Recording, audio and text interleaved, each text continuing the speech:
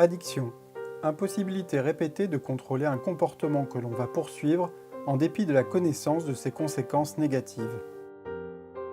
Derrière cette définition se cache un problème de santé publique majeur que les professionnels qui se retrouvaient au centre hospitalier de Thuir en février dernier interrogeaient pour la 3e fois dans le cadre des journées Addiction et Psychiatrie. Avec pour objectif une meilleure compréhension du double défi que représente l'addictologie, qui propose d'accompagner l'éloignement des produits ou des comportements avec un retour possible vers la vie en société. Je viens à Thuir pour la 3e fois pour parler d'addiction. Thuir est assez dynamique dans l'interaction psy et addictologique, notamment avec Dr Riyad Karmous et Dr Denis Rambourg et toute l'équipe.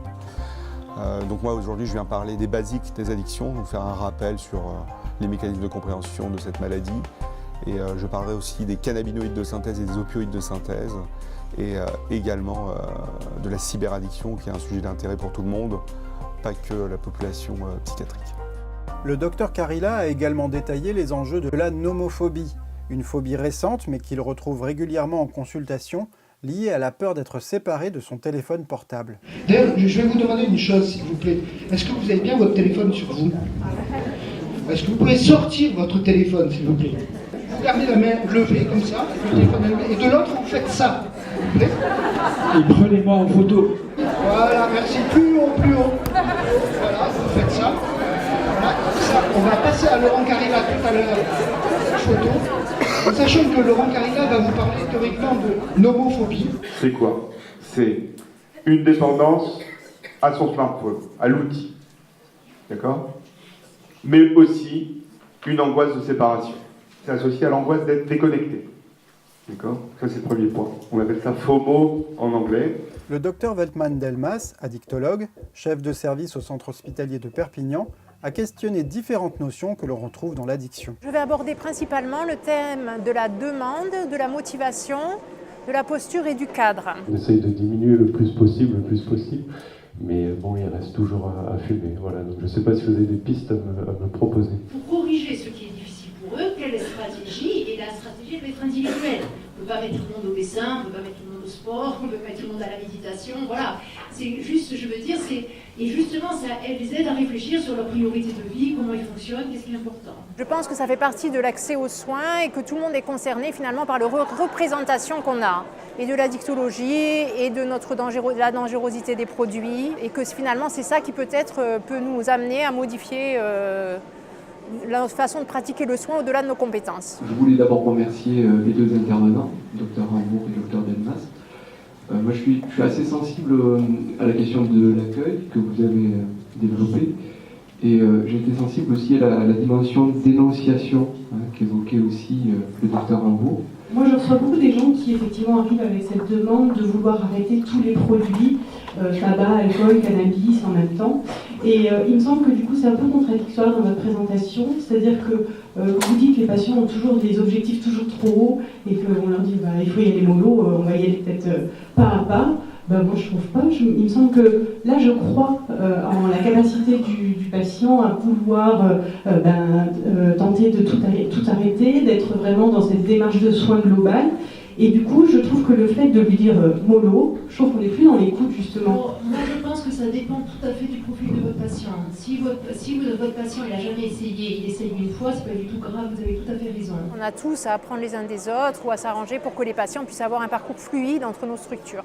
Les pathologies duelles qui font coexister chez un même patient troubles addictifs et troubles psychopathologiques ont été abordées par le docteur Julien du centre hospitalier universitaire de Toulouse. Je pense vous avoir à peu près transmis l'idée qu'il faut vraiment être vigilant à coordonner la prise en charge, et si on peut, essayer de travailler en collaboration. Le mieux c'est de façon intégrée, mais c'est pas toujours possible, mais au moins essayer de se connaître et de communiquer autour de la prise en charge des patients pour essayer de faire un espèce de parcours qui soit un peu adapté et que le patient puisse naviguer finalement, aller un peu plus vers l'addicto quand il sent que c'est la priorité, un peu plus vers la psychiatrie quand il sent que c'est la priorité, que c'est plus compliqué, et d'avoir vraiment à l'esprit que les modifications du traitement psychiatrique peuvent avoir des répercussions sur les consommations de substances, et à contrario, réduire les consommations de substances, ça peut aussi avoir un impact sur la pathologie psychiatrique qui peut se majorer ou s'aggraver. Donc l'idée c'est qu'on soigne le patient et qu'on ne soigne pas seulement la substance ou seulement la maladie psychiatrique.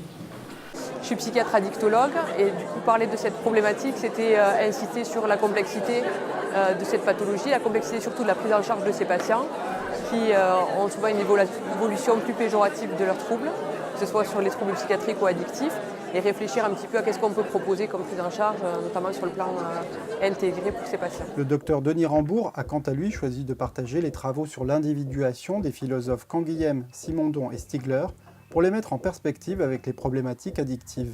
Addiction et désindividuation. Donc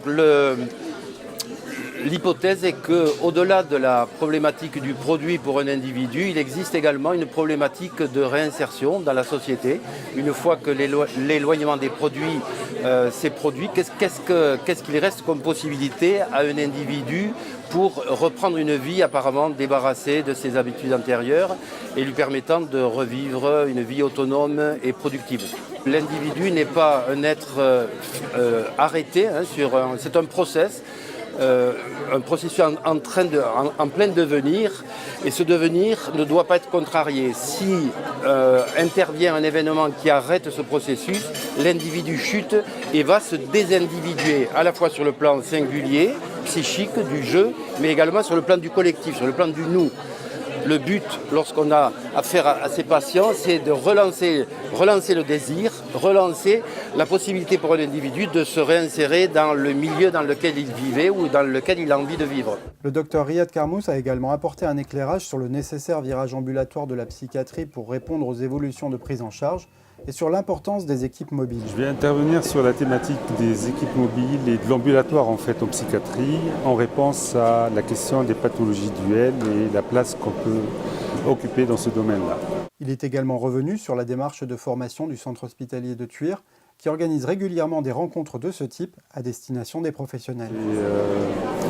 Des espaces où on discute de l'actualité de nos pratiques et les perspectives qui s'offrent à nous en tenant compte des enjeux nationaux et internationaux. Donc, on est à la 3e journée d'addictologie qui s'ouvre maintenant à des partenaires de l'hôpital de Perpignan, du CHU de Toulouse et bien évidemment avec notre ami le docteur Laurent Carilla. Le remplissage de l'amphi est significatif. Je crois que ces journées d'addictologie sont vraiment importantes dans le cadre de la formation continue de tout le personnel du centre et aussi des acteurs de la région. Un avis partagé par les professionnels, qu'ils soient du centre hospitalier de Thuir ou d'ailleurs. Ces journées nous permettent un regard multiple sur la situation de l'addiction. Je suis une vieille infirmière de psychiatrie. Je regardais l'addiction sous le mode utilisation de toxiques, utilisation d'alcool. Et là, on le regarde différemment. On y redonne un sens en termes de pathologie. Et puis surtout, on y porte un triple regard, celui du psychiatre, celui de l'addictologue et celui plutôt des somaticiens. Et voilà, je trouve ça intéressant. Ça nous permet de prendre les soins en charge de façon aussi plus complexe et, je dirais, plus humaniste en même temps. Réunir tout un panel de professionnels et d'addictologues au niveau de l'hôpital, faire une formation, c'est tout à fait opportun, c'est tout à fait adapté. C'est une manière finalement de se mettre à la portée des problématiques réelles que rencontrent les soignants au quotidien. Sûrement, en tout cas, de les regarder différemment et de pas trop les regarder sous l'œil des représentations que nous avons. Mauvais malade, pénible en service, extrêmement embêtant. On leur redonne une place de patient et à partir de là, on met en place des programmes de soins et des techniques de soins adaptés à leur polypathologie, qu'elles soient psychiatriques, toxiques, alcool, etc. Au niveau de mon activité professionnelle, au niveau pénitentiaire, le plus important, c'est de ne pas rester figé sur le lieu, mais de s'ouvrir aux autres. Le monde est ouvert, donc profitons justement de cette ouverture-là et amener nos patients vers cette ouverture-là, les mettre dans le réseau, les mettre dans la société. La société, c'est la vie. C'est des questionnements qu'on a au quotidien dans le travail, mais des journées comme ça nous permettent de prendre la distance avec ce qu'on essaie, nous, de réfléchir. Et puis surtout, ça contribue à l'évolution de nos pratiques. Et ça, c'est essentiel. Nous sommes venus avec 13 collègues. Notre travail consiste à protéger, avoir un mandat de protection sur des personnes qui ont souvent des pathologies, et notamment l'addiction. Donc on est amené à rencontrer toutes ces personnes à leur domicile, à travailler avec le médical, les CMP, les psychiatres, les infirmiers, Et c'est intéressant pour nous donc de pouvoir avoir, de venir ici écouter des médecins et leur expérience et de pouvoir nous après avoir une meilleure attitude, une approche et connaître un meilleur réseau pour accompagner ces personnes dans leur addiction et savoir les comportements à tenir par rapport à nous qui ne sont pas du tout dans le médical puisqu'on est dans du juridique et le social pur, quoi. Mon ressenti, c'est ce qui ne m'étonne pas, hein, c'est que ça draine quand même beaucoup de gens intéressés. Je pense que le docteur Carilla aussi a œuvré pour que je puisse être présente, pour justement permettre aussi cette dynamique plurielle de prise en charge différente, de regards différents, et finalement dans lequel le patient peut s'inscrire, puisqu'on dit que le patient doit avoir un projet de soins individualisé, il faut bien qu'on puisse lui proposer des choses différentes. Donc la différence est une richesse et pas d'une opposition. Le retour, c'est ce que nous recherchons, c'est une sorte d'homogénéisation quand même de la culture en addictologie, c'est-à-dire une recherche de savoir et de pratiques intégratives en addictologie pour justement utiliser spécifiquement chaque outil pour chaque individu dans des projets de soins individualisés.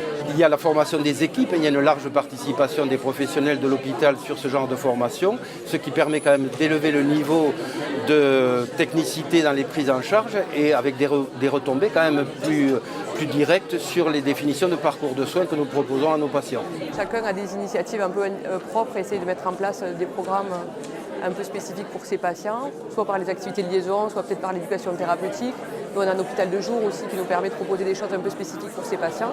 Et donc l'idée, c'est de pouvoir partager un peu les expériences et de voir un peu comment chacun se débrouille avec ses patients particulièrement complexes. Comme je suis un jeune médecin il y a environ 3 ans, mais que depuis les techniques ont changé, donc je suis venu continuer la formation, rencontrer d'autres professionnels qui sont impliqués dans les mêmes soins que nous sur le territoire.